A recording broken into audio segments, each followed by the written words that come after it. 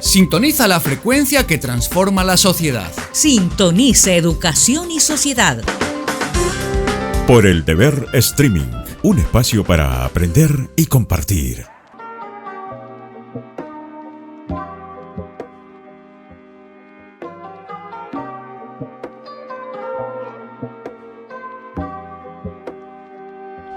Amigos y amigas, gracias por estar con nosotros. Gracias por compartir este espacio Educación y Sociedad aquí en El Deber. Hoy hemos invitado a Juan David Bernal, director ejecutivo de CLAEP-SIP, el Consejo Latinoamericano de Acreditación de Educación en Periodismo de la Sociedad Interamericana de la Prensa. Lo hemos invitado para hablar del rol del periodista en una sociedad. Juan Daniel, gracias. Bienvenido.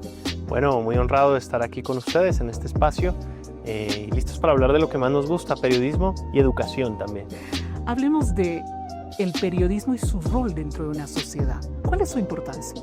Bueno, cuando hablamos de periodismo estamos hablando de manera directa de democracia, estamos hablando de manera directa de defensa de las libertades y siempre la calidad de un periodismo es directamente proporcional a la calidad de una democracia.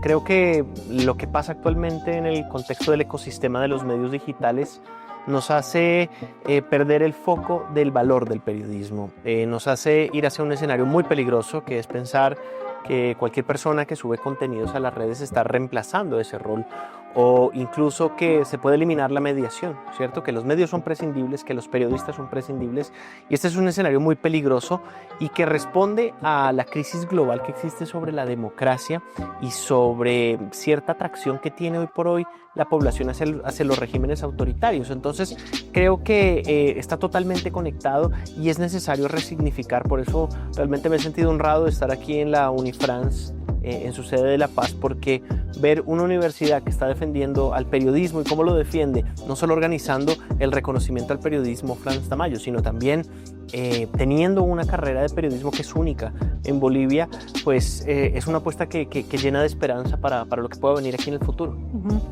Ya tocaste el tema digital y quisiera entrar a ese tema. ¿Cuánto ha cambiado y en qué etapa está el periodismo en esta era disruptiva de la digitalización? Mira, creo que hay, por un lado, es indiscutible que la revolución digital fue un hecho, y es también más dramático ver que hay una revolución de inteligencia artificial que está ya establecida.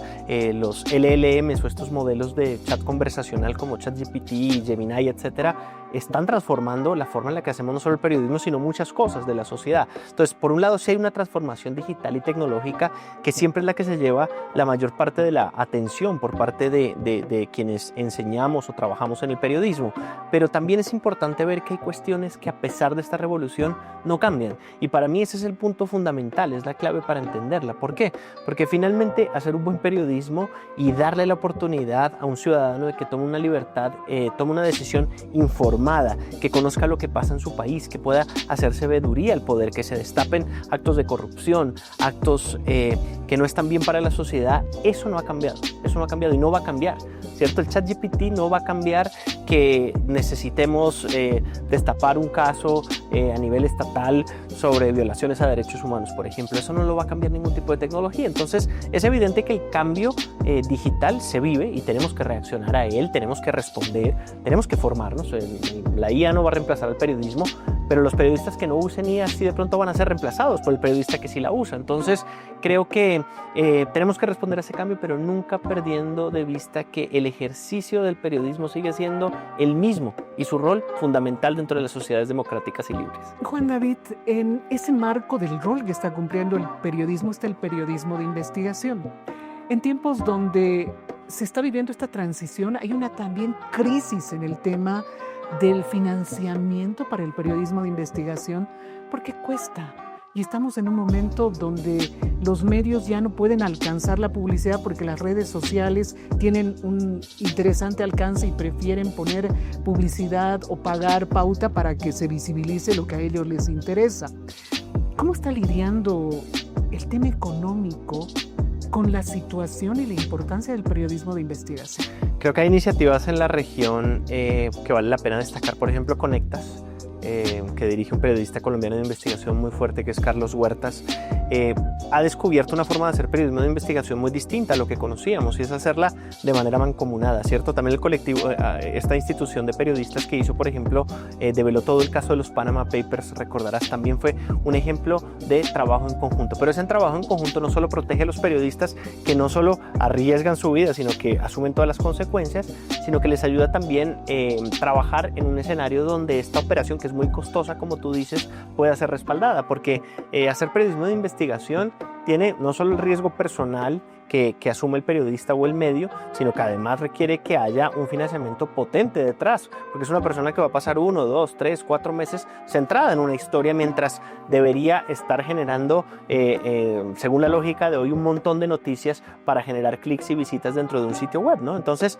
y esto apunta también a algo que ha olvidado la audiencia en la actualidad, y es la capacidad de reflexionar, ¿cierto? Si no lamentablemente están instaladas en la cultura ahora esa idea de si en 10 segundos, 15 segundos, si en un reel no me puedes contar la historia, no me interesa. Y eso también es importante entender como sociedad, que hay cosas que pasan que son imposibles explicarlas en un minuto, ¿sí? Que requieren una complejidad, que requieren otro ritmo narrativo, y que no dejan de ser muy importantes para la sociedad, ¿no? Entonces también hay que trasladarle un poco, y es la invitación que se hace siempre a todos los jóvenes y a la audiencia, a comportarse de una manera más prudente, ¿no? Tener un índice de alfabetización mediática un poco más alta, porque no te puedo contar la historia de un país en 13 segundos, no te puedo contar un caso de corrupción, no te lo puedo explicar en 45 segundos, y eso sí requiere que tengamos esa capacidad de reflexión un poco más profunda como sociedad y audiencia.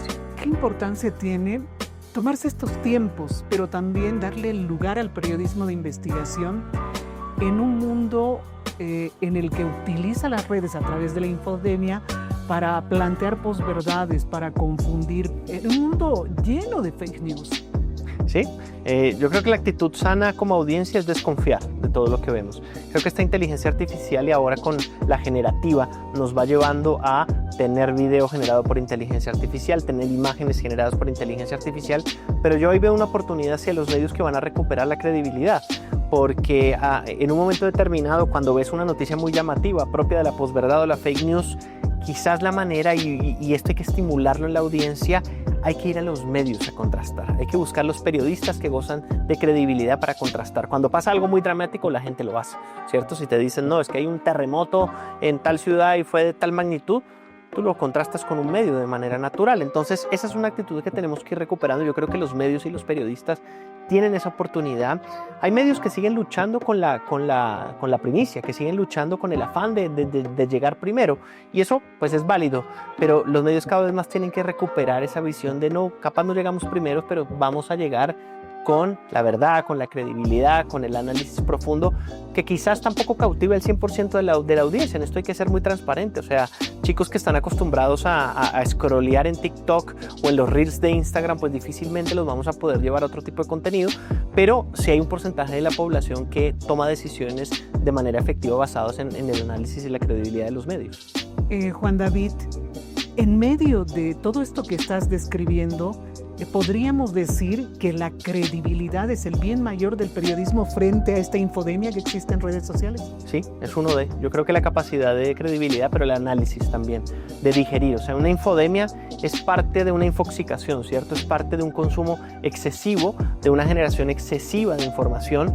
La paradoja clásica de la información, que es cuanta más información tenemos, menos informados estamos. Eso es una paradoja propia de la infodemia. Pero creo que los periodistas y los medios, además de la credibilidad, la capacidad de digerir, ¿cierto? La capacidad de poder tomar esa marea informativa y de datos y darte algo que sea saludable para ti y que como audiencia puedas encontrarlo mucho mejor, ¿no?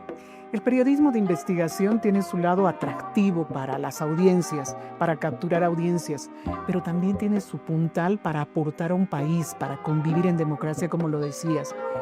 Pero tiene muchos riesgos. Muchos riesgos. Porque puedes ser objeto de ataques, quieren vulnerar tu libre expresión de la que estamos, arropados los periodistas. En este marco, ¿cuál es la situación del periodismo de investigación versus la libre expresión, versus las situaciones que estamos viviendo en América Latina? Es dramático y cambia y digamos en todos los países es dramático, en unos más que otros, pero lo que va cambiando es un poco los actores, ¿cierto? Y las modalidades. Hay lugares donde se acosa mucho a los periodistas de investigación a través de persecución judicial. Por ejemplo, hay otros donde se les persigue a través de linchamiento, de amedrentamiento, y hay otros donde se les persigue incluso tratando de violentar su derecho a la vida, ¿cierto? El crimen organizado tiene un auge grande en América Latina y es un crimen organizado transnacional que no debería, es decir, cuando vemos que hay violencia a la prensa por parte del narcotráfico en México, no es un acto desconectado de lo que está pasando aquí en Bolivia.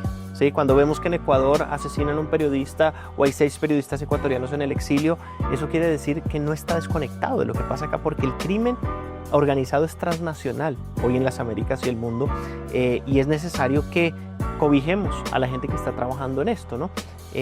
Definitivamente es atractivo para las audiencias, pero el ADN que tiene un periodista que se quiere dedicar a la investigación es un ADN muy vocacional. Yo a veces suelo bromear con mis estudiantes y les digo que es como un sacerdote, o sea, que tiene una vocación de ese nivel de compromiso, porque no es un camino fácil, va a poner conversaba esta mañana con un periodista que estuvo en el exilio 1 año y 8 meses, y esa persona, si no hubiera tenido esa convicción por su país, pues quizás no hubiera arriesgado su vida de esa manera, ¿no?